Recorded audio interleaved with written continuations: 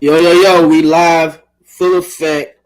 Jumpman T, Twisted Towards TV. We just getting it started. Y'all know it's raining real hard out here, so Mr. Mathis will be in shortly. But let's get us started.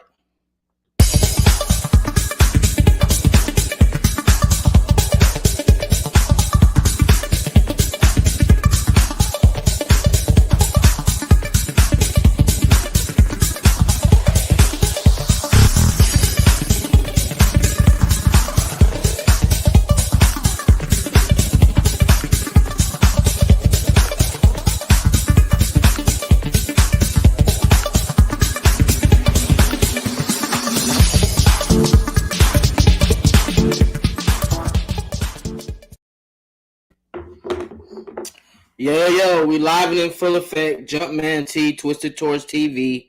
Turn me up in your headphones. We got another movie going on. We got the GOAT. We got the legend for the Atlanta Falcons. Played for the Jets. Played for the Steelers. He's coming on. He's having technical difficulties. He just hit me up. Don't worry. Stay on. We coming. It's going. We got news on the way. We got some news on the way, guys. Do y'all hear me? It's some stuff we need to talk about. I had to come back in the throwback stuff. When you got OGs coming on, you put the throwback gear on. You feel me? That's what we got today. We got Terance Mathis coming on shortly. He's coming on shortly. He's having technical difficulties, but he's coming on. So while we wait, fans, supporters, talk to me nice. Uh-oh. Hold on. Do we have the legend on the way? Is he here? Yeah, man. Let me ask. Yeah, man. Look, Terance Mathis, the legend, one of the great receivers, 1,000-yard receiver for the Atlanta Falcons. He's here to talk sports with Twisted Towards TV. I appreciate you, my brother. I really do. Hey, man, thank you for having me, brother. Sorry for the delay. Hey, look, I make it a point every night to have dinner with the wife and a conversation. So, it's what it is.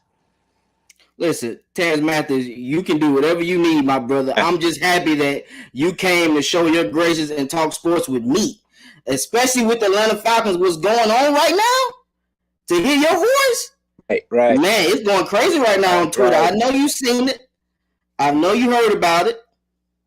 But first, let's do an intro. Let's discuss Terance Mathis, the player.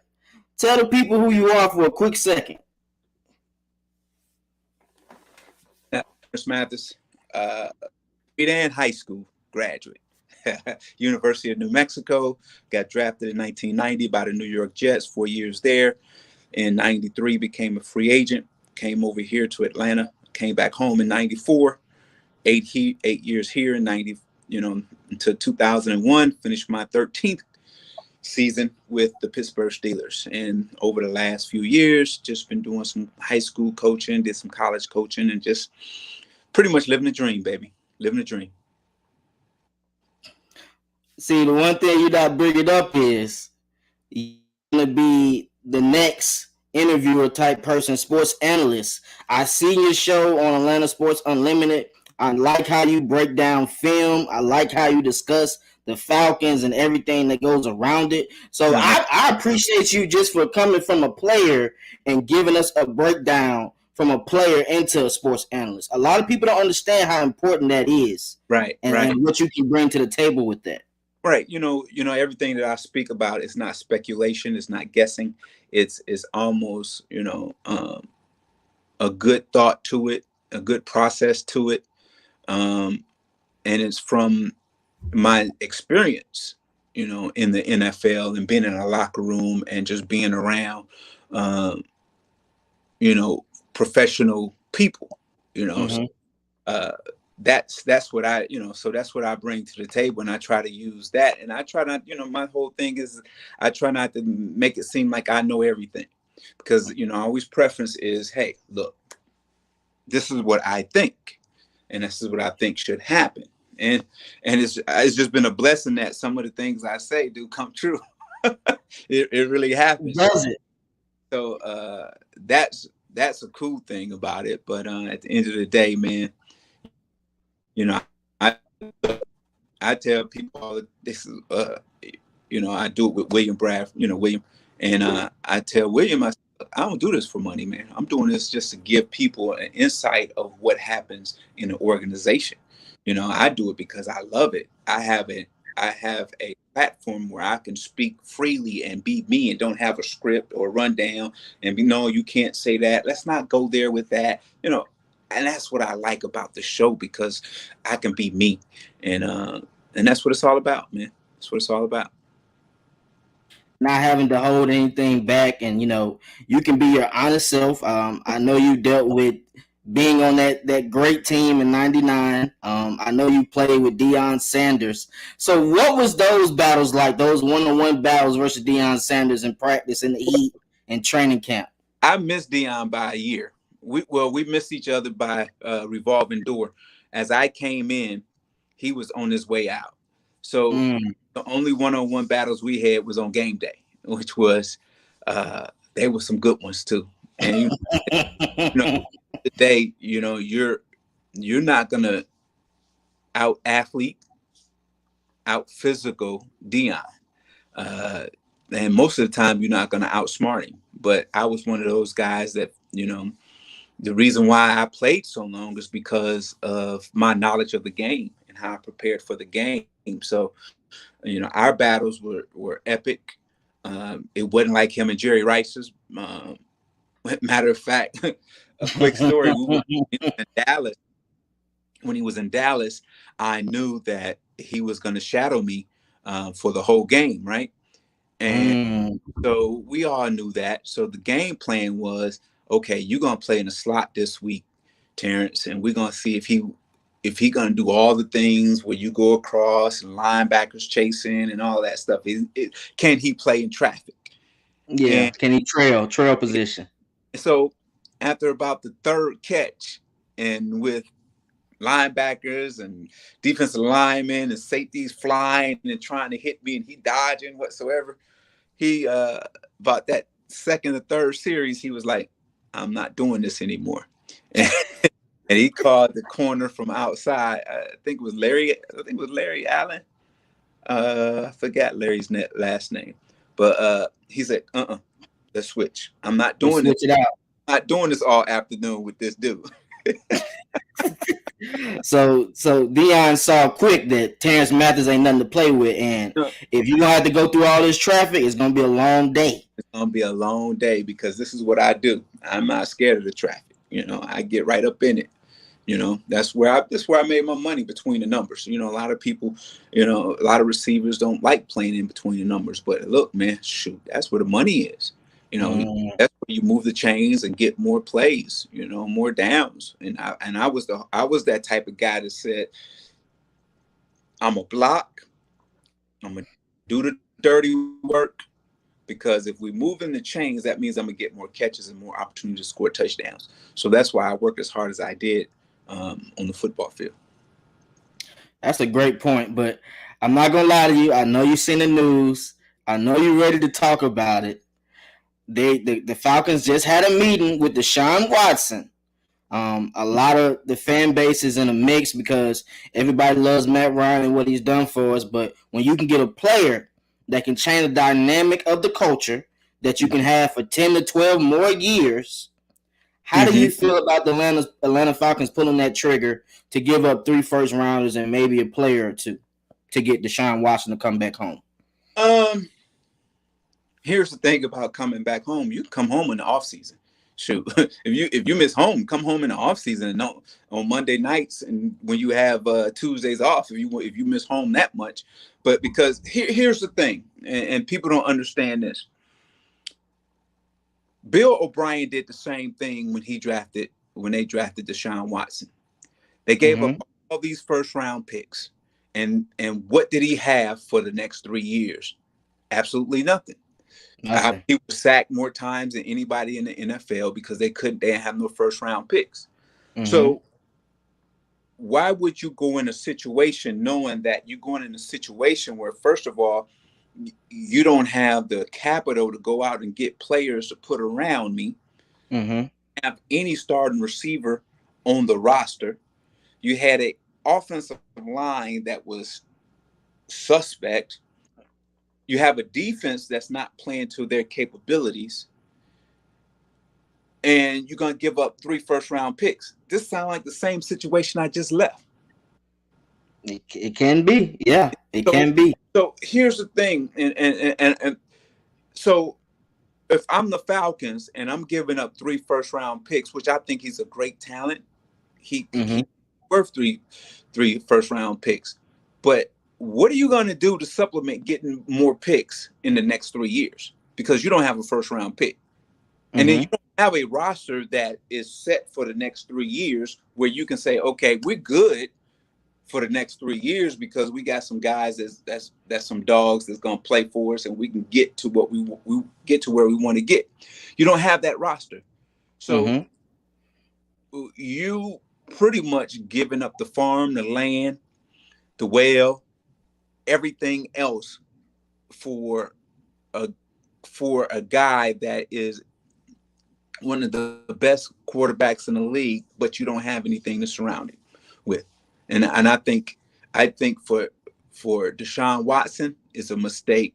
For this organization is a mistake. For this fan base is unfair. So I think that, look, here's another thing. And here's another thing. They need to hear this, man. Let us know. You don't inquire about a job when a man still has a contract. That's disrespectful. You don't recruit another man for a job when you got a guy under contract. That's disrespectful. That's some karma that can come back and bite you really, really hard. Because this man, I'm talking about Matt Ryan, he didn't do anything to warrant this. Anything at all. He didn't do anything. I wish Matt Ryan would speak up more and call it what it is. I think that, it's okay sometimes to just, take the high road, but sometimes a man got to speak his mind. If he doesn't speak his mind, we think he's less of a man if he don't speak his mind. I'm not saying Matt Ryan is less of a man because he don't speak his mind, but he needs to speak up and tell how he really feels and what he thinks about the organization over the last 6 years with him on his 3rd or 4th offensive coordinator. So he has to speak up. He got to tell people how he feels. He got to say, hey, we need some help. Look, I love these guys around me. They work hard, but we need some help. And while he's being quiet and soft about this, it's easy for them to go out and entertain Deshaun Watson because it seems like, they probably say, oh, Matt is fine with it. He doesn't care. Imagine what happens if you don't get Deshaun Watson. He can pack his bags and say, I want to be traded. Exactly. And then you left with nothing. Exactly. Now, you don't get Deshaun Watson, I'm mad. Because now you coming back to me and say, hey, you're our guy. We love you, blah, blah, blah. Kiss you on the cheek, whatsoever. I'm going to turn my cheek, walk away, and we're going to say, you're going to have to deal me away from here because that's disrespectful for me playing 14 years in this organization and giving you all that I could give you to the best of my ability, and you do this to me. That's how you feel about me. And so, go ahead. I'll wait till you feel. Go ahead. There's so many scenarios with this Deshaun Watson thing that it could be good, but I see a lot of bad. I see a lot of bad. And the way I was looking at it, with Terry Fontenot and Arthur Smith, I know they're going to be on the hot seat in a couple of years regardless based on the talent that you have.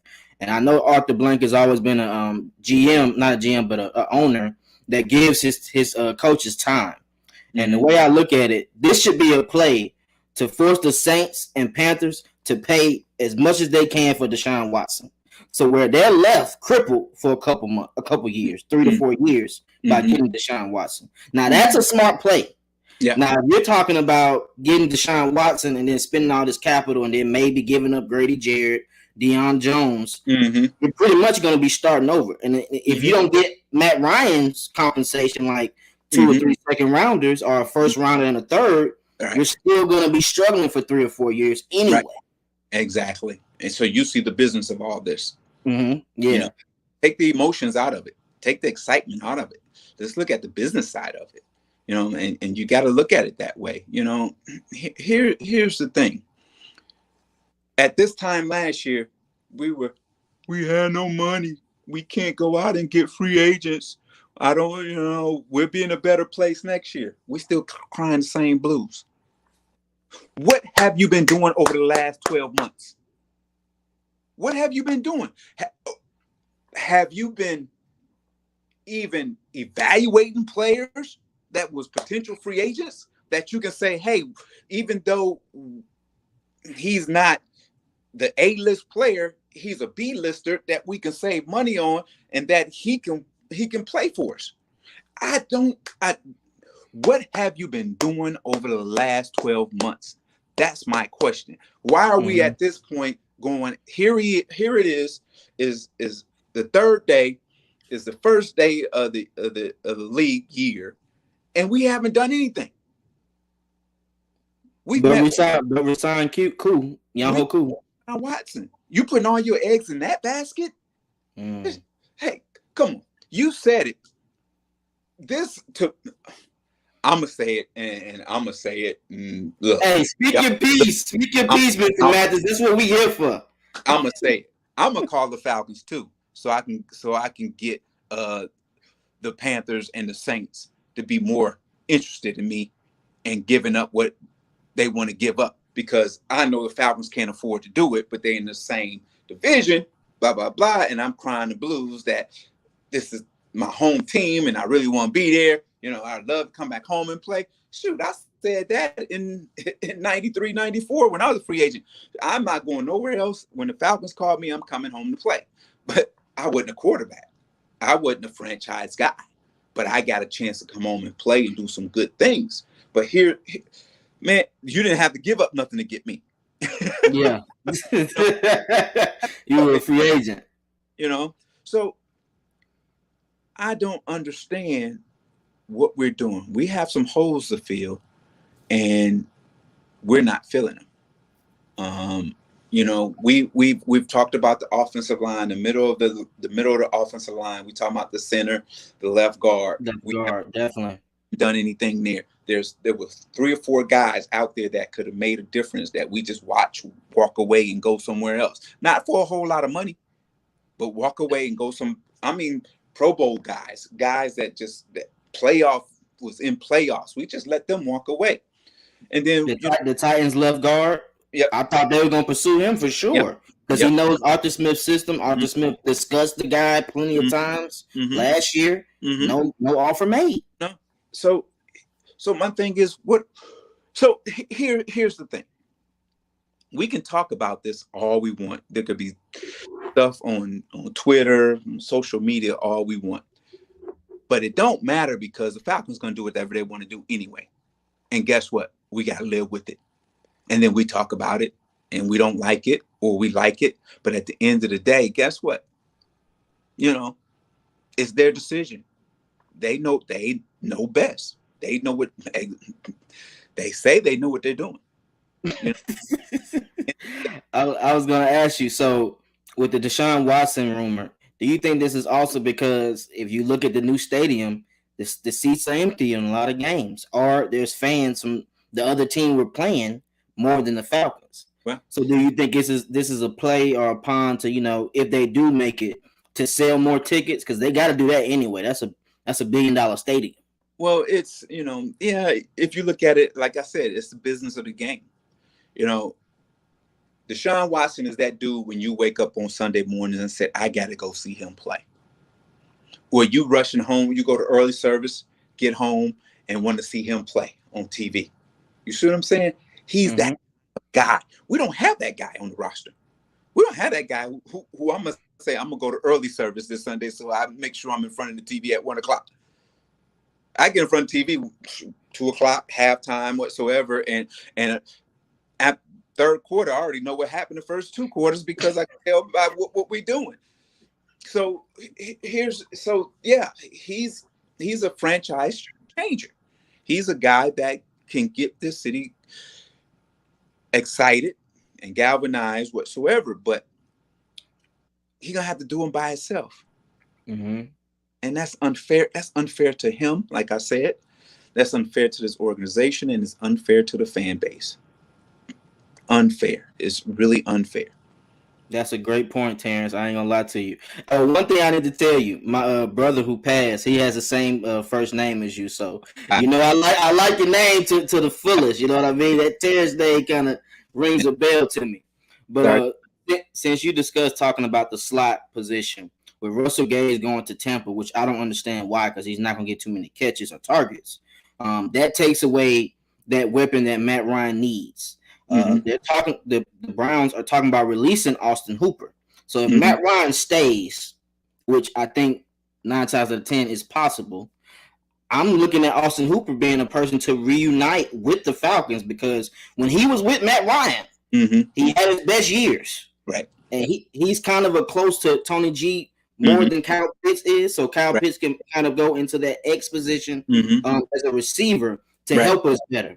And Austin Hooper, he knows how to get to the sticks. He knows how to stop on third downs. He's a big body possession receiver that Matt Ryan needs over the middle. So how do you feel about getting Austin Hooper back with the Falcons? Well, what Arthur Smith likes to do offensively with he likes to play 2 tight ends.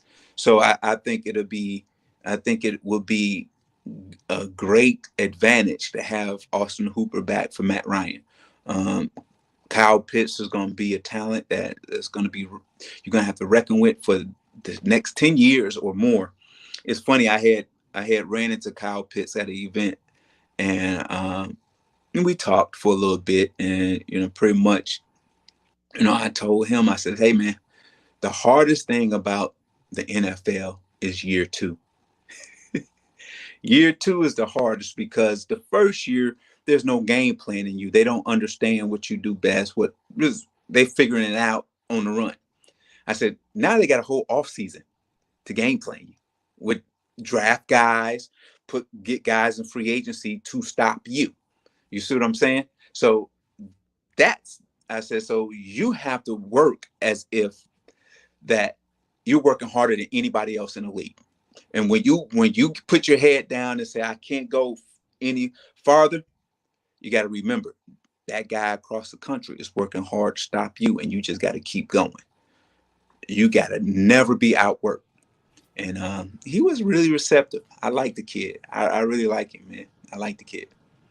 I think he's going to be special for us, man. A generational X type talent. I like to see him get more used in the red zone moving forward, because he was dynamic versus Florida. Over 10 touchdowns, in and out routes, fade routes. He can run anything. Right. And so I think they need to incorporate that a little bit more. I know he'll get double team in the red zone. And that's why Cordell Patterson was so key in the red zone, because they put a lot of emphasis on Kyle Pitts or then Russell Gage. Yeah. So, you heard that Julio is going to be released by the Titans. What do you think about that? Before I give my thoughts about it. You put me on the spot there. I was going to ask you that down the line, but okay. So this is how I look at it. You asking for as far as a fan or as a sports analyst? As a let's do both. No, okay. This is what we're going to do. I'm going to put a GM hat on you. You've seen that Julio is going to be released, and on your roster you have no one at that position. Do you bring him back? Well, we got to pay him anyway. He's going to get paid by us this year anyway. But based on how he left, no, I wouldn't bring him back. I just don't see it, because Arthur Blank stated Terry Fontenot and Arthur Smith wanted to have a conversation with Julio, and Julio pretty much wasn't receptive to the conversation. So I don't see Terry wanting to pull a trigger again to come back and get him. Right. But knowing how Julio is, usually when he has a down year or when he's out for a year, when he doesn't play too many games, he comes back that next year and he creates havoc. I've seen it multiple times when it comes to Julio. And Julio is a captain. He leads by example, which I love. That's the type. That's the type of captains I love. The ones that lead by example. And Right. Julio has that. But as Yep. far as the fan base, they won't. They're not going to accept it. So GM, I couldn't do it. I couldn't do it. Here's the thing. Where Julio is in his career, I think it would not be wise business decision to come back to Atlanta. Here's the thing. We know he's been hurt for the last 3 or 4 years. Hurt in Tennessee this last season. What happens with Julio is when you're here and you don't perform here, it seems like you lost something. So when you go from here and drop down to here where everybody else is, which is pretty doggone good. Yeah. Just a freak of nature, and he's been playing at this level while everybody else been playing at that level. So now that he's down to this level, everybody think he's done. But he's still better than 90% of the receivers in the league right now. But for Julio, he went to a place where he's not expected to play 60, 70 plays a game, or even not even expected to play 17 games a year. Because to me, I think Julio averages 12 games a year, like he's still in college. So you're going to expect that. If you can say, okay, I can get 12 good games out of Julio whatsoever, Pittsburgh Steelers, a team where he can go where they have a chance to win, and he can be a factor in that, which he thought he was going to be in Tennessee, but knowing what his abilities are now, I think it's going to take a team that says, okay, he's going to be our third receiver, fourth receiver, situational receiver, whatsoever. That keeps him healthy for one. And it gets him excited because he knows he's in the game to make plays, not just be playing. And I think if that doesn't excite him, he might just want to sign a one-day contract and retire with the Falcons. So based on what you say, I'm looking at the Rams. I'm looking at the Ravens. I think the Bengals could sign him. So those are some key places to where he doesn't have to play that many snaps. And to be honest, Julio is more electrifying when he plays a snap and goes out, plays a snap and goes out. Yeah. So that's the thing. And I think, you put him in a environment like LA with the warm weather and everything else, he may play very well for you. Right now, here's the thing. In today's society, we feel that athletes, entertainers, politicians owe us an explanation or need to say something to us. And I'm not saying they don't, and I'm not saying they do. But when you're in the spotlight and when people are looking at you, at some point you have to speak. See what I'm saying? Some point speak, because at the end of the day, you have fans, you have admirers, you're a role model. You have youngsters looking up to you. What are you going to say? Here's a situation where, how do you get out of this? What do you get from this? Where do you go from here? These young kids need to hear that. How do you feel about being released, and what's your next steps? And here's some adversity. How are you going to deal with this adversity? That's going to help somebody down the road. I'm not even talking about athletic wise, but just in life, that's going to help somebody. And the thing is, that's why I try to speak as much as I can, because of the fact that, when I was young, my mom told me this. She said, you don't know this, but when you walk out this house, there's somebody watching you. Seeing if you're going to do good or seeing if you're going to do bad. She says, now that you play sports and you're good at it, somebody's watching you because they want to be like you. They trying to see what you're going to do next. So whenever you leave this house, You can't embarrass the household. You can't embarrass yourself, and you can't embarrass wherever the organization or the school or wherever you are. It says you have an obligation to be the best that you can be because you're going to help somebody else be the best they can be. And I took that. And I'm not saying I've been perfect. I've made a lot of mistakes in my life that I'm not proud of. But at the end of the day, I always come out because I know who holds my hand through those storms. So I'm always good. Don't get me to preaching now, because Hey, I'm listening. I'm all ears, man. When I have people like you on this platform, it's meant for me to listen and learn. You know what I'm saying? Because you have wisdom, so you have a guidance that I can take anything from and use it to my life. Right. I was gonna ask you. So Fourier just left. So that means Deion Jones is probably here to stay. Michael Walker has to step up. How do you think Dean Pease will incorporate them two in the system moving forward? Do you think there'll be more of a blitzing team with Walker using, or you see them still playing more zone? I just think it's a different matchup compared to Fourier when you put Michael Walker in. Well, go get Bobby Wagner and you solve all your problems. Go get Bobby Wagner, because now he can teach the young guy how to be not only a professional, but how to play the position at a high level. You see what I'm saying? Even if you sign Bobby to a 1-year deal, hopefully that we can get more out of him. But we know we're going to get a productive middle backer that's going to do some damage, make some plays. Now, I've been saying this in Dean Pease's defense. Why don't you play Deion Jones as an edge guy? More like a Von Miller type. You know what I'm saying? With his speed, his explosiveness, he can tackle, he can cover whatsoever. Play him on the edge. He can cover a tight end, he can cover a running back out of the backfield, but play him, make him a Von Miller type, make him a Chandler Jones type, he can do that. Make him, then you don't have to go out and get an edge rusher because you got one on your roster. And he's shown you he can get multiple sacks in a game easy. And he can cover, he can play that zone, like you said.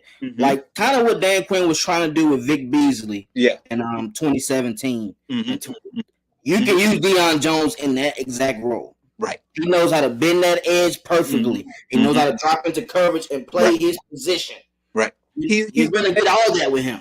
He's been taking on big offensive linemen all his career, guards and tackles and stuff like that. So that's not a problem for him. Now it becomes a problem for the opponent, because now this guy is on your outside shoulder, and good. He coming. So you don't have to go out and get an edge rusher because he's on your roster. You just got to put him in a place where he can be successful. Hey man, I'm just talking. I don't know what I'm talking about. I'm just talking. Nah. I've thought about that too. If you watch film on those blitzing packages, he comes in fast. He's getting there. So that's what I would do with him. And I think what you're going to get, a guy that's over the last 2 years looked like he's been uninterested, get very interested. He can say, "What? I can get double-digit sacks?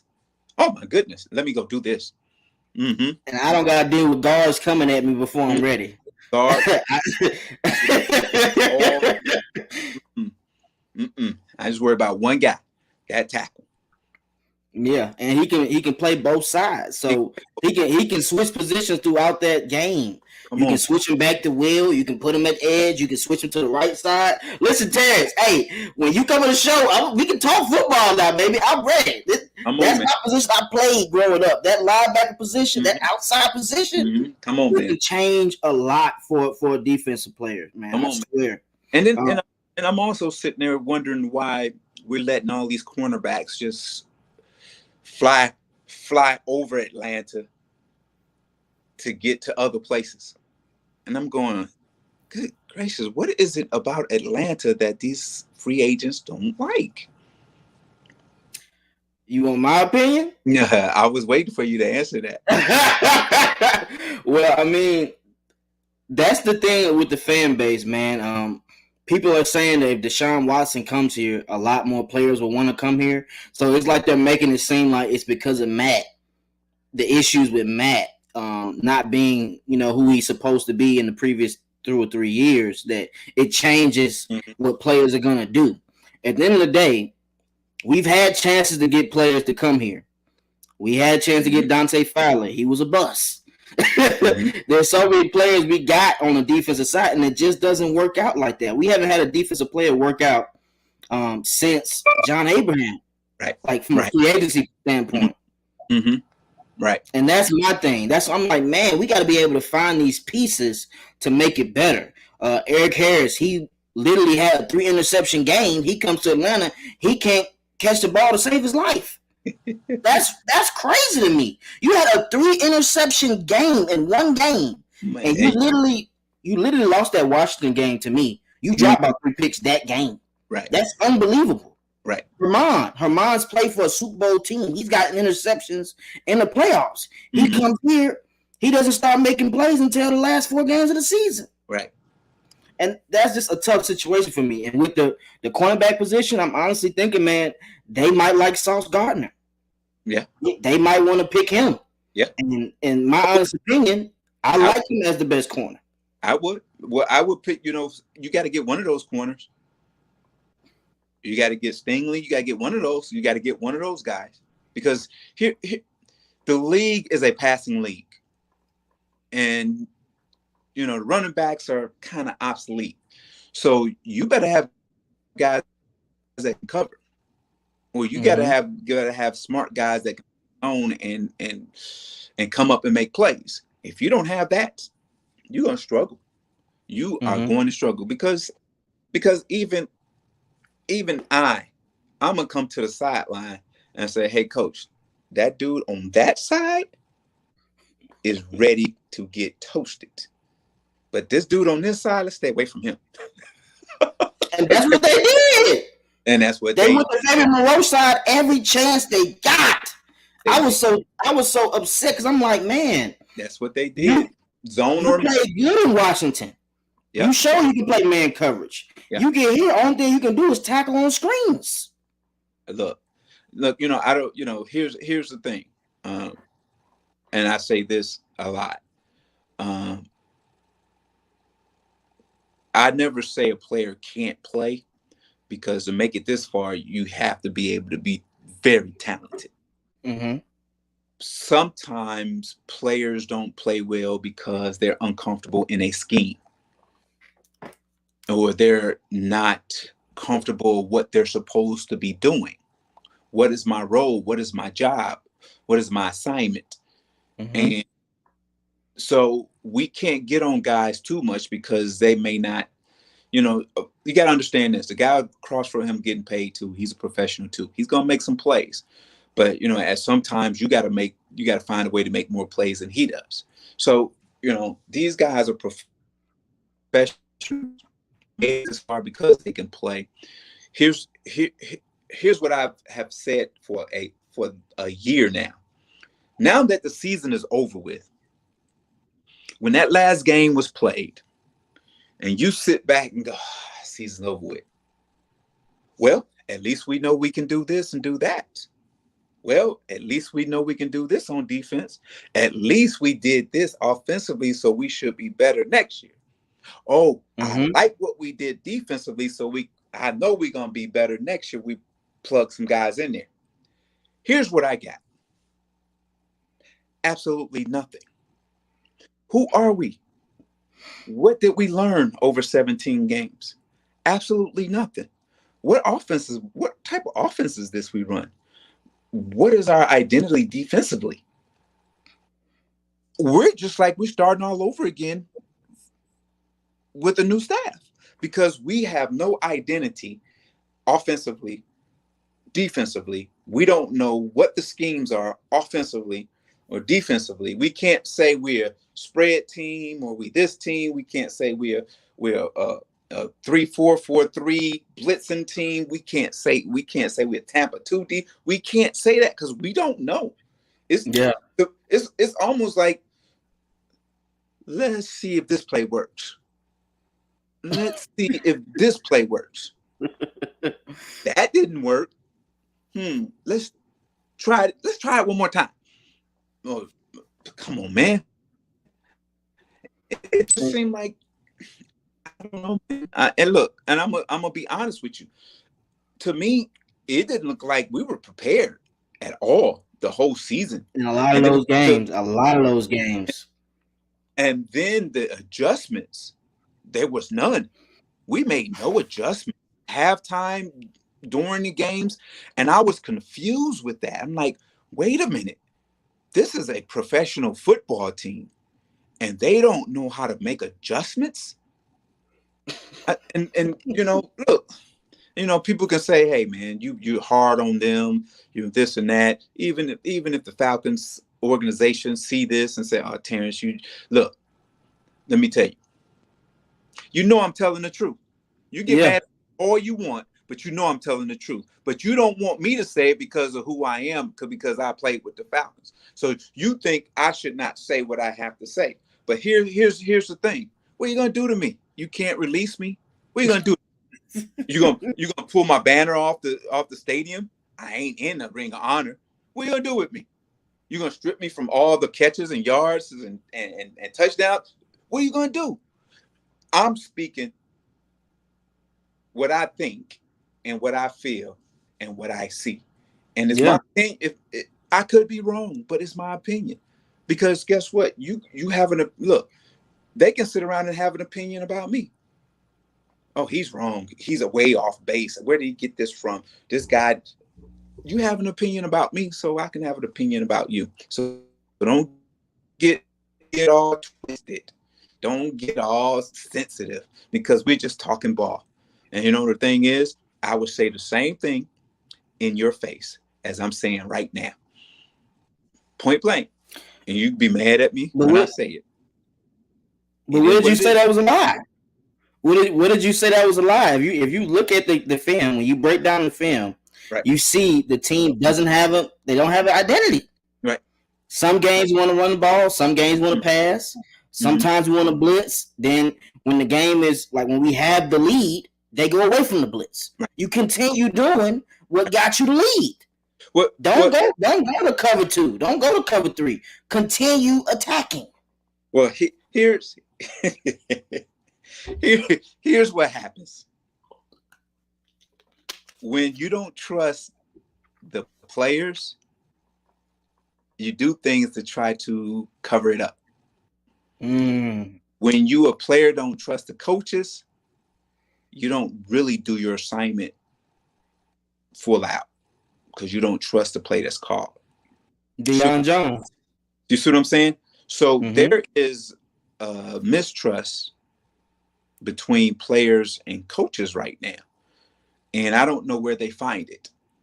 And I don't know how they find it, but they better find it. And you said something earlier about, Arthur Blank giving coaches time to get themselves together.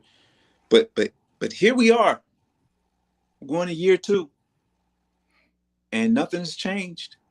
We losing players. How you lose your long snapper, bro?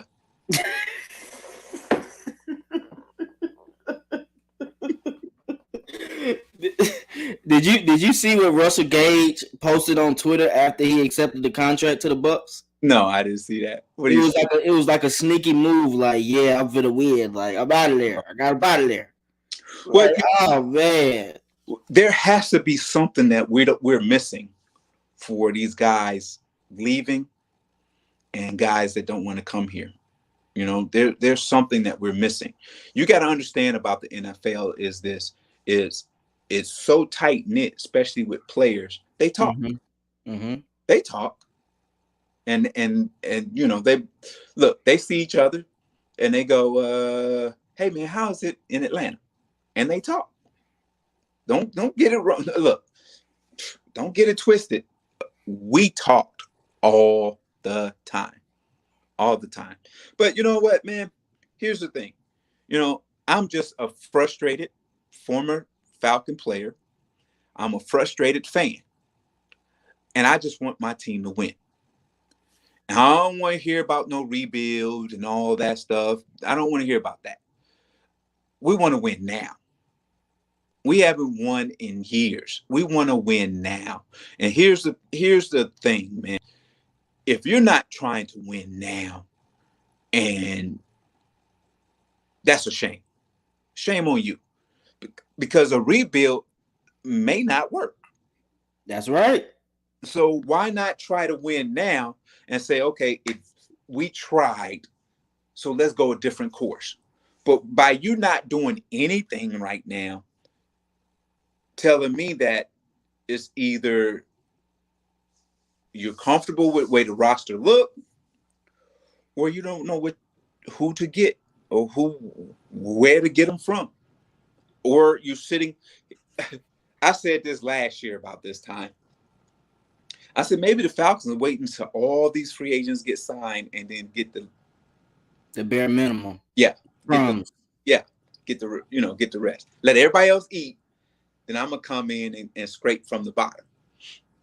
You know, and that mentality right there is a loser mentality. It is.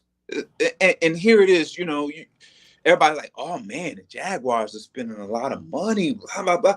Y'all worried about the money? You look at the talent. Don't worry about the money because they have a plan with the money. Don't worry about the money. They're trying to be successful now.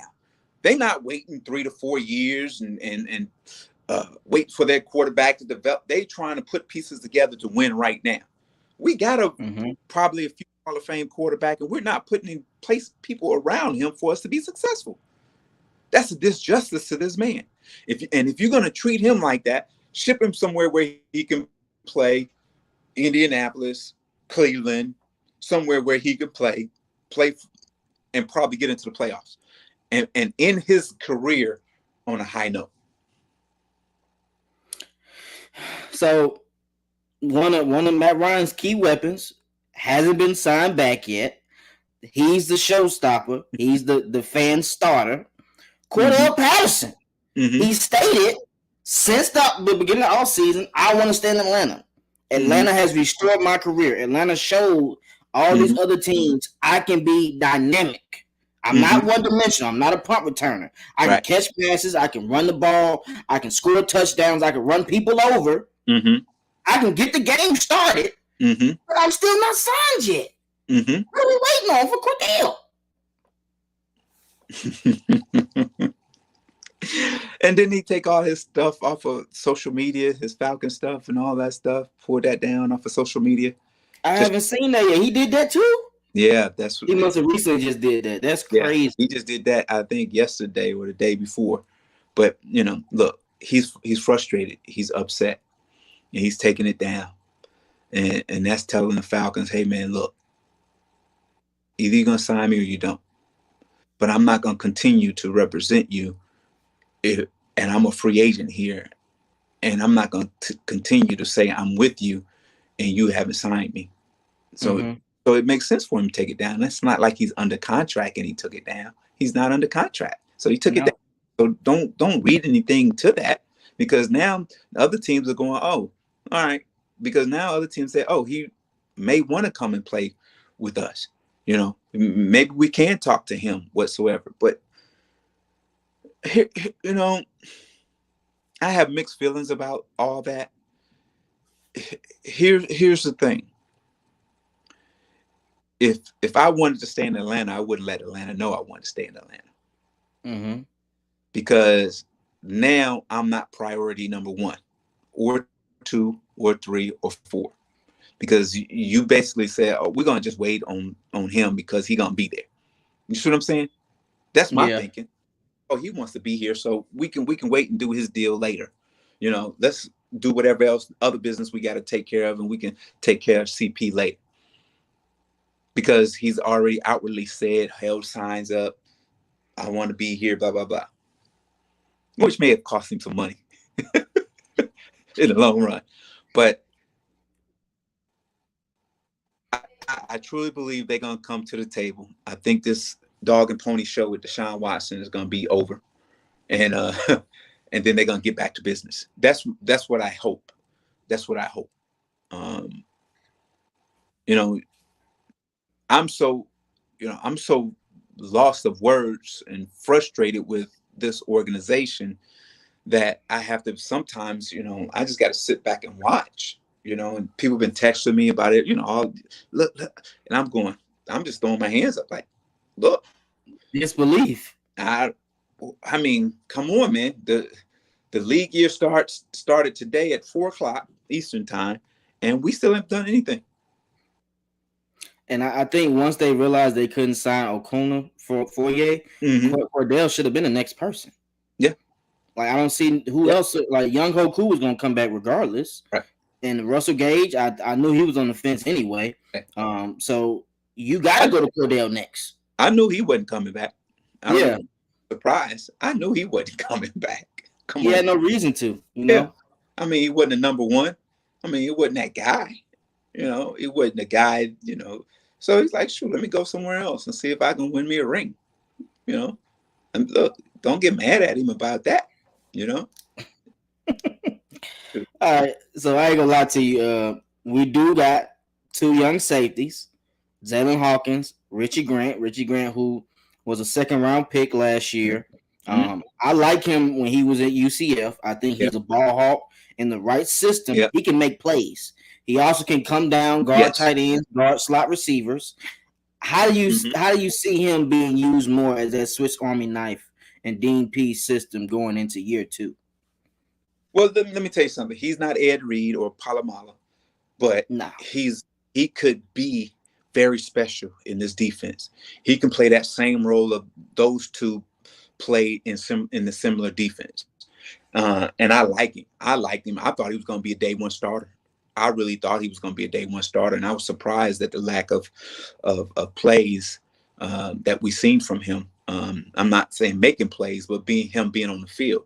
So I can see him being that guy, with the year up under his belt, understanding the speed, get in the film room a little bit more. I can see him playing that, Brian Dawkins, Ed Reed, Troy Palomala type role in this defense for Peace.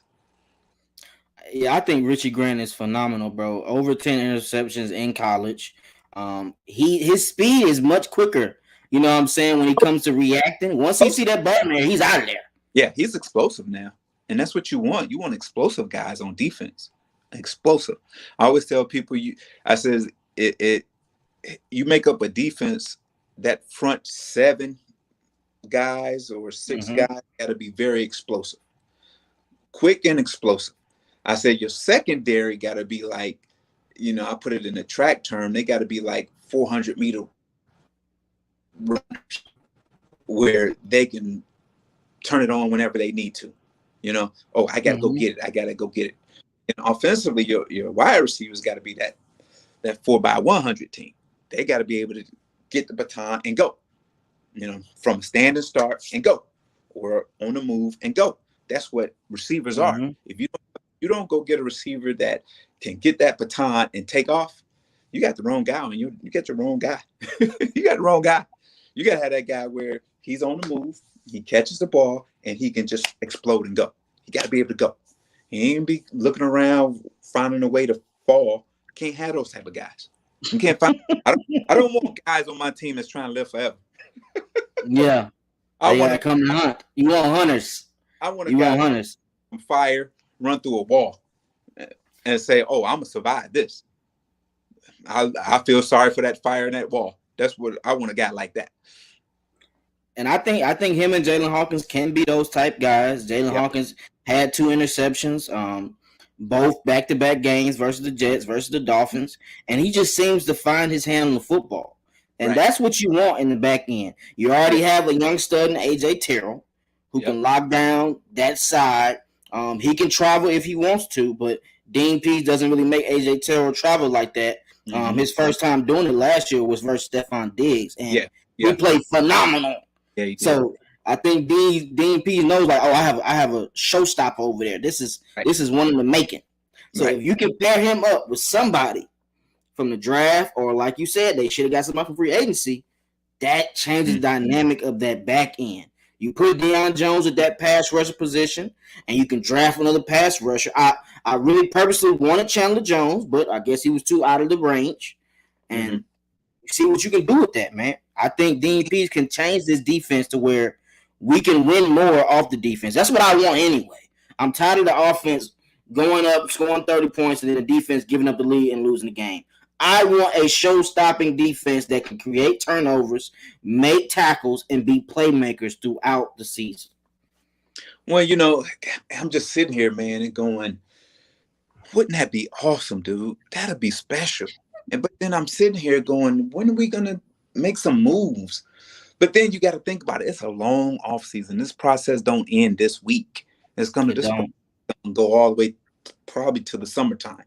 So we just, at the end of the day, I know we don't want to be patient, but they're making us be patient. You know, they're making us be patient. And the thing is, if here's the thing, if we draft another offensive lineman in the first round, I'm gonna throw up. If I hear from another executive to say we're gonna draft the best available player, I'm gonna throw up. Because the best available player could be a kicker at number 8. So you're gonna draft him? Exactly. Draft what you need. Stop. That's that old cliche stuff. Come on, man. Be original. Come on, guys. Be original. Stop.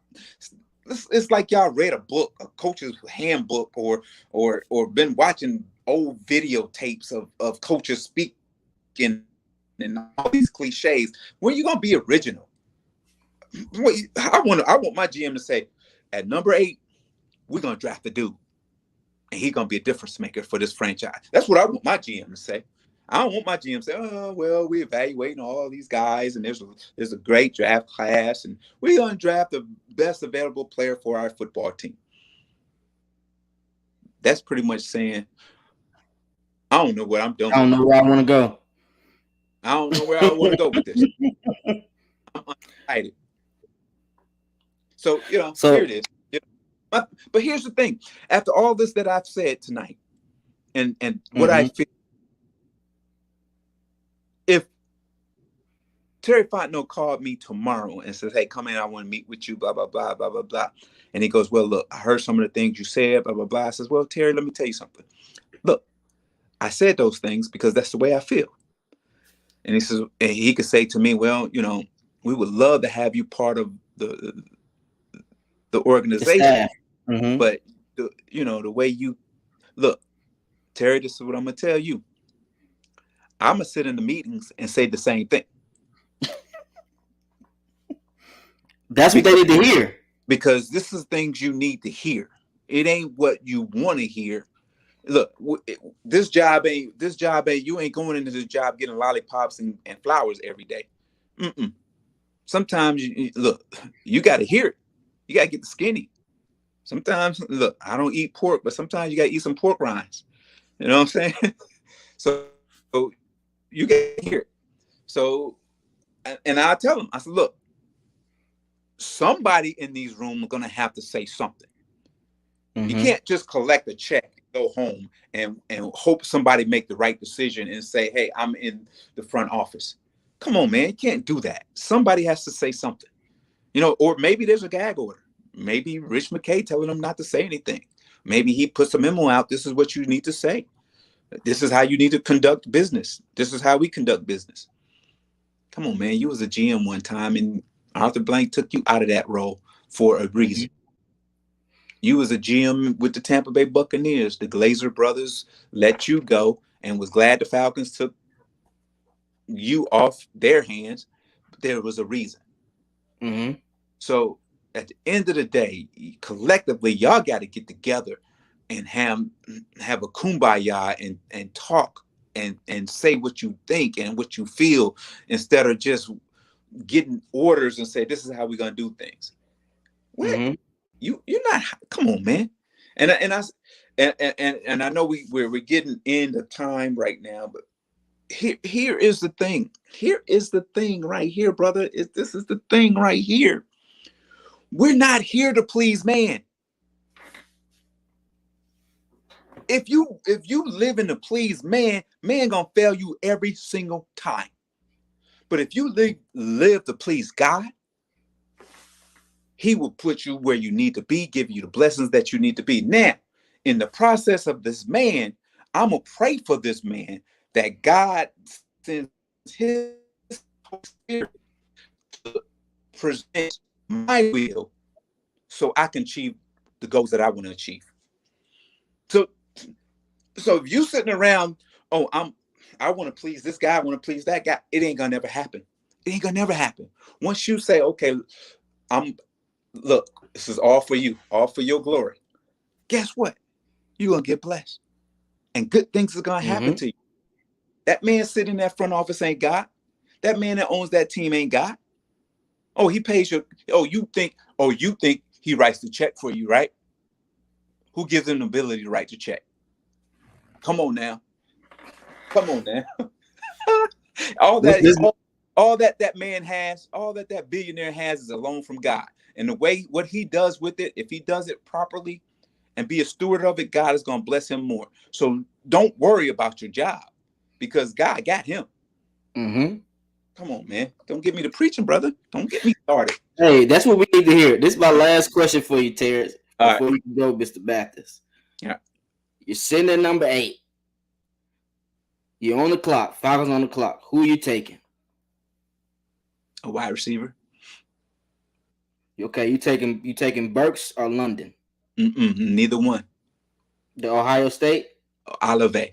I'm taking his productivity has been special over the years in Ohio State, and he can flat out run. He's just not a speed guy. He's a wide receiver that happens to have great speed. Route technician. I don't want a guy who we just heard about after his senior season. All of a sudden, he's on somebody's big board. This dude has been on the board since his freshman year at Ohio State. We knew he was going to be an NFL caliber receiver as a freshman. That's the guy I want. I don't want no guy that had one good year and all of a sudden he goes to the combine, he runs fast and he does all these things. I want a guy who have been productive in college. I don't care how big he is or how fast he is whatsoever. If you were productive, that means you caught a lot of balls, you've seen a lot of coverages, you played against a lot of guys, and you played a lot of downs. And that's the guy I want. That's the guy I want. And that's all. And he can play both positions to me. Yeah, he can play inside or outside. I like that. And people are like, oh, no. Trust me. It worked for the Vikings 2 years ago. It worked for the Bengals. It worked for the Bengals last year. Chase. Why not us? Those two guys changed the game for those two teams. Those two guys from LSU changed the game. They did. The organization. Those two guys. A receiver. But guess what? They had quarterbacks that can deliver them the ball, which Matt Ryan still can do if he's playing right. If he's not looking, I'm going to get my head knocked off, he can deliver the football. If you give Matt Ryan 3 seconds, he knows how to go through his reads and hit the open target. Well, if you watch on some of these games, he was threatening the needle to cow pitch. Right. Let me tell you, if you play up tempo with Matt Ryan, he's at his best. He's at his best at up tempo because he's feeling it. He's reading it. He's changing it. He's reading it. He's reading it. Blah, blah, blah, blah. He's bam. But when he's in that huddle and he breaks that huddle, it's like, God, dog, I don't like this play.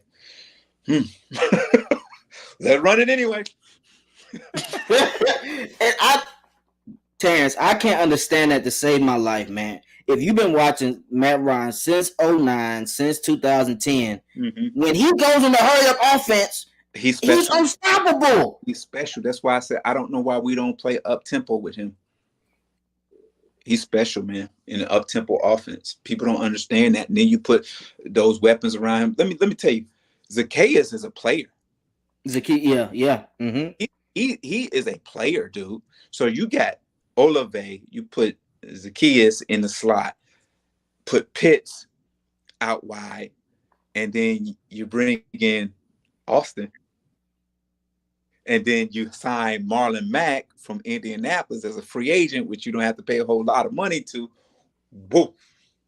That offense changes quick. It changes the whole dynamic of what we're trying to do. Come on, man. Because now this offensive line has been together for a few years, except for at left guard. You can always go, there's still some good left guards and centers out there that you can go get and fill in those spots. But dude, Pitts, Austin Hooper, Zacchaeus, Olave, Marlon Mack, Matt Ryan. Whoa. And draft another running back in the late third to fourth rounds. Exactly. And there's a bunch of them that's gonna be there. Whoa. And to be honest, get that kid out of Michigan gonna be sitting there in the third or fourth round. Go get him. Big physical back. Oh my goodness, dude.